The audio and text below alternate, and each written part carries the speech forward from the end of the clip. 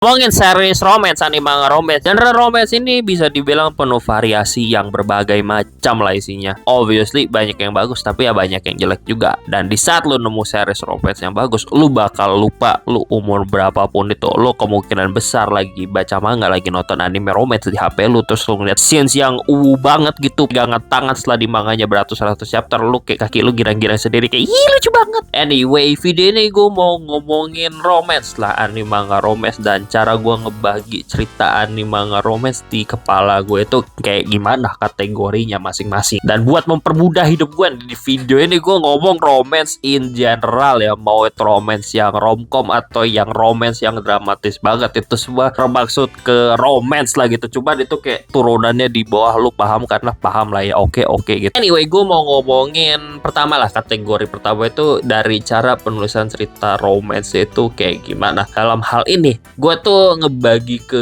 garis besar itu ada dua. Ada yang pendekatannya tuh realistis dan ada yang nggak realistis. Kita ngomongin yang pendekatan realistis dulu ya. Tapi kalau kita ngomongin pendekatan realistis, ini adalah pendekatan yang mutlak realistis. Bagi gue juga sebenarnya kurang gitu loh, karena mungkin realita yang dialami tiap orang itu berbeda pengalamannya gitu. Jadi mungkin kategori ini lebih tepatnya gue sebut pendekatan yang mencoba untuk realistis lah. Di kepala gue cara mengkategorikan sebuah anime atau manga romance itu mencoba realistis atau enggak, itu ngeliat dari isi ceritanya apaan, apakah mengandung elemen yang terlalu ngaco buat kejadian di dunia nyata atau kagak. Misalnya gampangan ya, mungkin elemen ngaco itu kalau misalnya settingnya dunia fantasi, ataupun kalau kejadian itu anime sama manga haram, itu nggak mungkin kejadian di dunia nyata. Sumpah, satu orang direbutin banyak orang itu literally no, apalagi banyak orang yang rebutin itu kayak fine aja gitu, baik-baik, gak mungkin kejadian di dunia nyata. Itu pasti mereka ada gesekan itu. Mungkin kalau yang gue kepikiran lah overall lumayan realistis, ada Horimiya kali ya, kayak dari elemen kehidupan sekolah sampai romansnya lumayan juga. Dan mungkin ya Oregairu, kayak lu ngeliat si cewek ini pas tahu suka orang yang sama, ada gesekan lah yang beda vibesnya gitu daripada cerita yang full haram. Terus kalau ngomongin kategori anime manga romance yang gak realistis, bagi gue ini kelihatannya lumayan gampang lah ngebedainnya gitu setelah lu ngeliat dari judul mungkin lah ya, atau mungkin dari desain karakternya. Karena biasanya yang gak realistis tuh kayak badan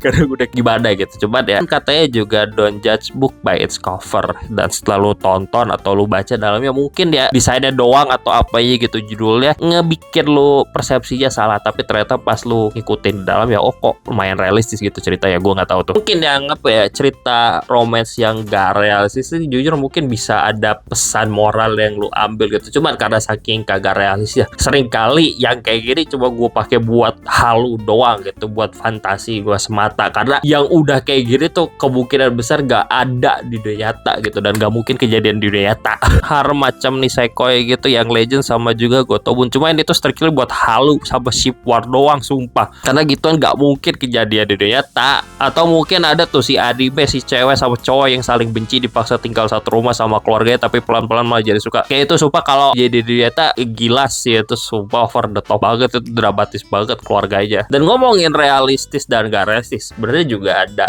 kategori lainnya gitu, yang gua rasa ini adalah kombinasi dari elemen cerita yang realistis dan gak realistis itu jadi satu. Jadi lo sadar di cerita ini ada bagian yang gak realistis, cuman di satu sisi lo sadar bagian ini kok lumayan realistis loh, jadi kayak ada gabungannya. Dan kalau misalnya eksekusi yang bagus, bagi gue ini menghasilkan cerita romance yang fun banget. Di cerita romance yang kombinasi elemen realistis sama gak realistis, jujur gue tuh lebih suka kalau misalnya dramanya itu condong ke arah realistis, dan elemen yang gak realistis ya itu strictly buat efek komedi doang gitu. Mungkin yang gue kepikiran di bagian ini tuh Kaguya sama Love is War sama Dress Up Darling. Yang Dress Up Darling itu spesifiknya pas early ceritanya tuh banyak elemen ecchi yang gak mungkin banget kejadian di dunia nyata, tapi di satu sisi elemen dramanya main realistis dan sering jalan cerita sampai tamat. Itu vibesnya Dress Up Darling main realistis lah. Begitu juga sih sama Love is War. Love is War itu kayak elemen gak realistis tuh seringnya di efek komedi doang gitu. Dan kalau misalnya pas bagian drama, pas backstory karakter, bagi gue itu main realistis gitu. Jadi kayak kombinasi kedua hal lah. Mungkin juga elemen yang gak realistis itu jadi kayak semacam alegori gitu, semacam kayak alat atau apalah di cerita, yang kadang gitu elemen yang gak realistis itu menjadi sebuah alat yang ngebikin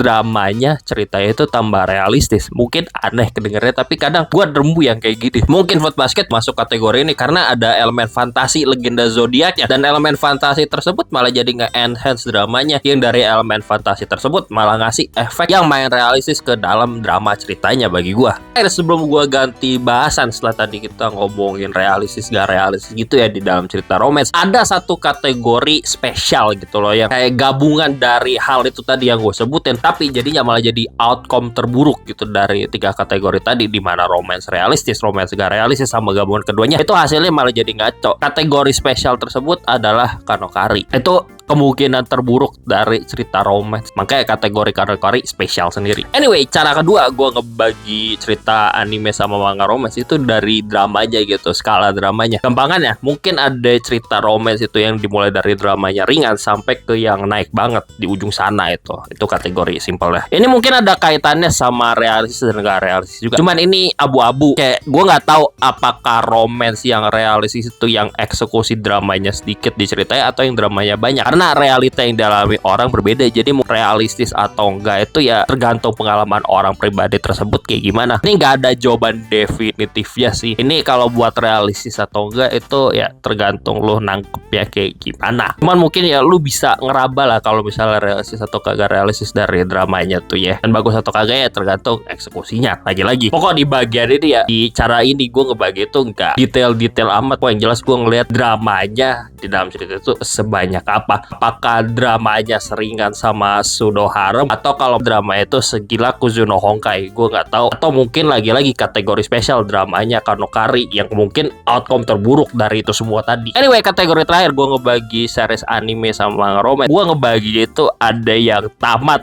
pas jadian, ada yang gue ditunjukin hubungan mereka itu progresnya gimana. Dan kalau ngomongin cerita yang tamat pas jadian ya, itu ceritanya secara keseluruhan ceritakan proses gimana si couple ini bisa jadian gimana. Jadi isi seriesnya itu PDKT dan tamatnya pas jadian. Dan tiba-tiba pas tamatnya itu udah time skip, si couple ini udah nikah atau apalah. Gue gak masalah sama tipe cerita romance yang pas jadian mereka tamat, tapi ada something missing aja gitu, ada hal yang hilang buat gue. Dan something missingnya, hal hilangnya itu adalah gue pengen lihat couple ini berdua gitu loh. Setelah berchapter-chapter, berepisode-episode itu gue ditunjukin mereka jadian itu kayak gimana, mereka pacaran, mereka ngedate itu kayak gimana. Gue one more aja gitu loh, at least 1-2 arc. Makanya kalau misalnya yang tamat pas jadian itu ada yang hilang buat gue sumpah. Jadi gue gak mau nyebut judul sini karena ya major spoiler banget sih. Tapi kalau misalnya udah lumayan ngikutin anime sama manga romance, banyak tau lah yang masuk kategori ini yang mana. Maka dari itu juga gue lebih demen di saat cerita anime sama manga romance itu yang nunjukin progres couple itu gimana. Kayak misalnya awal kenal, PDKT, terus jadi teman, terus jadian, atau abis jadian itu drama pas jadian gimana, sampai akhirnya tamatnya mungkin kalau happy ending ya nikah, kalau setnya dia putus itu gue gak tau. Tapi gue prefer yang dramanya kayak gini ceritanya. Bagi gue itu paket komplit dan lebih nyetal sama preferensi gue pribadi yang pengen lihat drama hubungan si couple ini secara keseluruhan ada apa sih gitu dari awal sampai akhir cerita. Di satu sisi mungkin kalau misalnya eksekusinya kurang, bisa aja ini bensin ceritanya abis di tengah-tengah gitu, karena dramanya udah abis sampai pas jadian ya, abis jadian kagak ada dramanya itu. Dan lagi-lagi ini semua tergantung eksekusinya gimana sih gitu. Dan lagi-lagi gue gak mau nyebut judul di sini tuh karena ntar spoiler. Tapi satu judul yang mau gue sebut karena ini kategori spesial adalah Kanokari, yang lagi-lagi outcome terburuk dari yang tamat pas jadian sama yang ditunjukin drama hubungannya secara keseluruhan itu gimana. Karena teknis ya, ini dari awal cerita sampai entah kapan tamat itu mereka ini